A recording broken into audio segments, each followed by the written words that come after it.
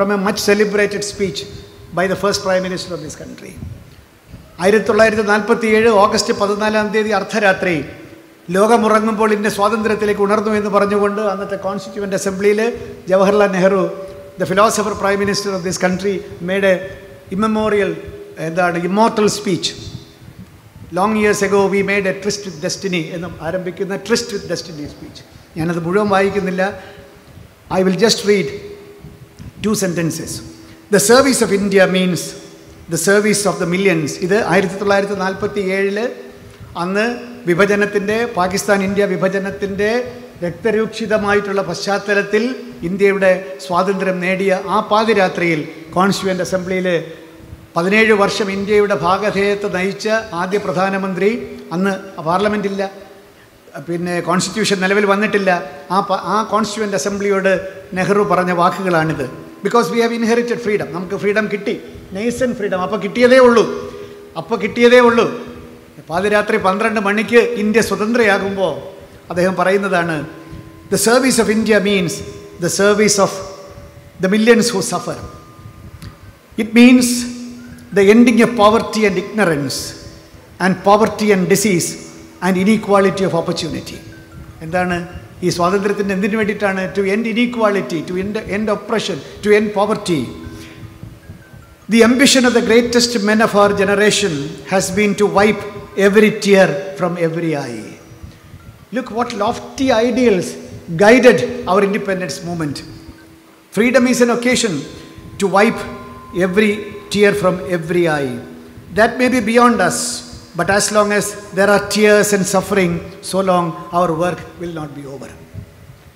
കണ്ണുനീരുള്ളിടത്തോളം കാലം, സഫറിംഗ് ഉള്ളിടത്തോളം കാലം നേഷൻ ബിൽഡിംഗ് എന്ന് പറയുന്ന ഇന്ത്യയെ വളർത്തിയെടുക്കുക, നമ്മുടെ സ്വാതന്ത്ര്യത്തെ പരിപാലിക്കുക എന്ന നമ്മുടെ ദൗത്യം അവസാനിക്കുന്നില്ല.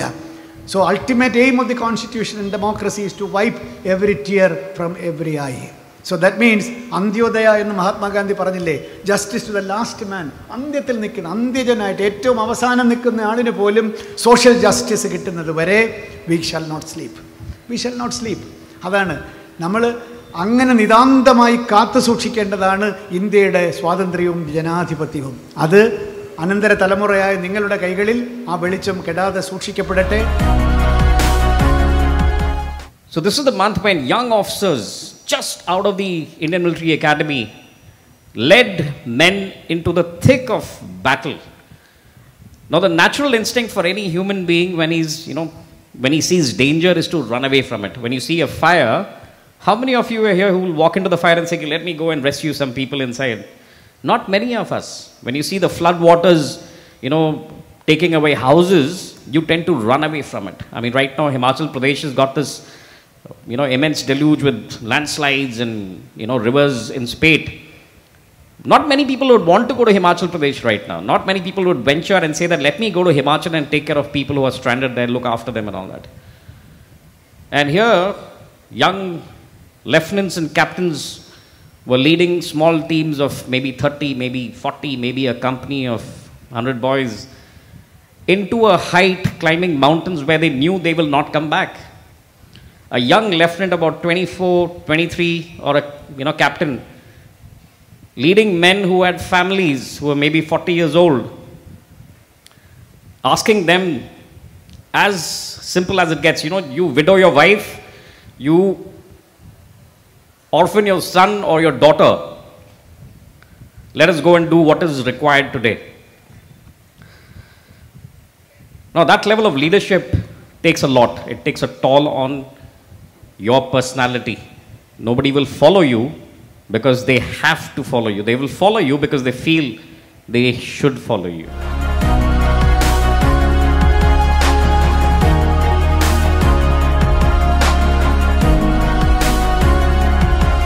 So there is this Japanese scientist by the name of Mr. Masaru Emoto. When you go on YouTube, try looking for this particular scientist.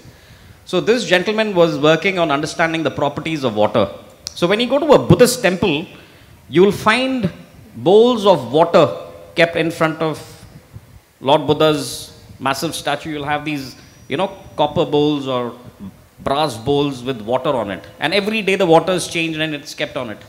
So this water is picked up from one of the streams or something and it's kept on top. So I was in Arunachal Pradesh in a place bordering the Chinese border. So they had this beautiful old 800, 900-year-old monastery.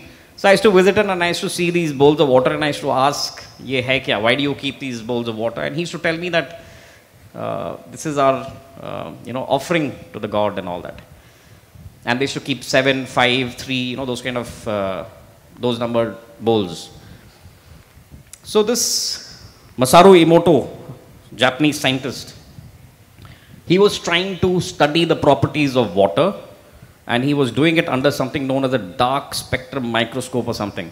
And he found out that he took this raw water from this dam, Fukushima Dam or Fujishima Dam, and he bought the same water, he filled it in different small little test tubes, and he started looking at it from under this dark microscope or whatever he had, to see what is the form of water. So when the water came from the dam straight away, it had a very disturbed kind of a image when he saw it through that microscope. He could see water splattered, and he took the same thing, he gave it to a Buddhist monk, a Zen monk, and said, "I want you to meditate on this piece of water, this bottle of water." Then he took that water, he put it under the microscope, and he saw that the water, which was looking like a spilled black liquid, now had a crystalline form like a little snowflake. Beautiful looking crystalline form. He was amazed. Then what he did is he took small bottles in which he put the same water. On top, he just wrote, "I love you." On the other one, he wrote, "I hate you, I want to kill you." He took the same thing, the water with "I love you" written on it. Just because you look at that water and you think positive thoughts, the water was tested under the microscope and it had a beautiful crystalline form. It was looking wonderful. It looks like a little snowflake. He takes the other glass of water, which is from that container with "I hate you, I want to kill you" and all that written on top, and that water, he puts it on the microscope and he sees it's again splattered and dark and doesn't look great. So Emoto came up with this theory that the human mind is able to influence water. That your thought process has some connection which maybe science has not been able to discover as yet, which has an influence on the construct of the water.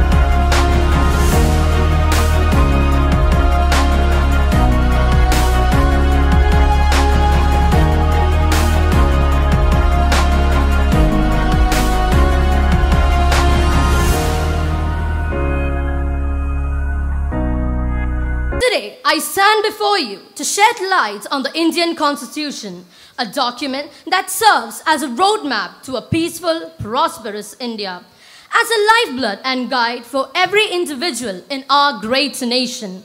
The Indian Constitution, adopted on the historic day of 26 January 1950, pulsates within the veins of our society, providing direction, protection, and a moral compass for all its citizens. It is more than just a legal manuscript. It is a living embodiment of our nation's ideals, aspirations, and democratic spirit. Like the lifeblood coursing through our bodies, the Indian Constitution sustains and nourishes the very essence of our democracy. It establishes the fundamental principles and values that form the bedrock of our nation, ensuring the integrity, unity, and sovereignty of India. Today, I stand before you with great pride and hope, because I firmly believe that the key to a brighter future lies within our youth, we, the torchbearers of tomorrow. As we gather here today, let us delve into our role in the monumental task of nation building. Imagine a world where young minds are nurtured, where our dreams are supported, and where our potential is unleashed. It is this vision that drives us to recognize our true power.